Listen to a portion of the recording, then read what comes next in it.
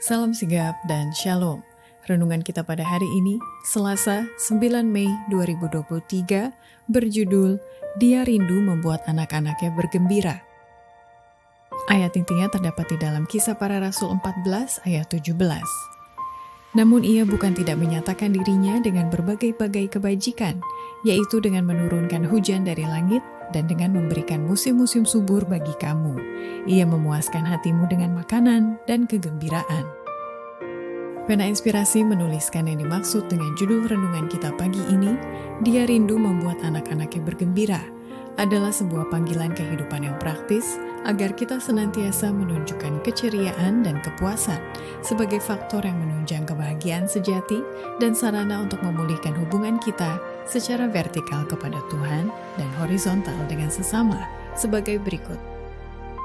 Pertama, tujuan Dia Rindu Membuat Anak-Anaknya Bergembira adalah sebuah misteri, maka itu kita perlu menyucikan diri dari keduniawian, menyempurnakan tabiat kekristenan agar jubah kebenaran Kristus dipakaikan kepada kita. Maksud-maksud Allah sering terselubung dalam misteri. Mereka tak terpahami oleh pikiran yang terbatas, tetapi Dia yang melihat akhir dari permulaan mengetahui lebih baik daripada kita. Apa yang kita perlukan ialah menyucikan kita dari keduniawian, menyempurnakan tabiat Kristen kita agar jubah kebenaran Kristus dipakaikan kepada kita. Kedua, tujuan Dia Rindu Membuat Anak-Anaknya Bergembira adalah agar kita tidak menyusahkan diri kita dengan hari esok, tetapi konsisten menganggap hari ini adalah hari terakhir kita di atas bumi ini, sehingga kita berani hidup oleh iman dengan penuh kegembiraan. Janganlah kita menyusahkan diri kita dengan hari esok. Angkatlah beban hari ini dengan berani dan dengan bergembira. Kita tidak diminta untuk hidup lebih dari satu hari setiap kali. Ia yang memberikan kekuatan untuk hari ini akan memberikan kekuatan untuk besok.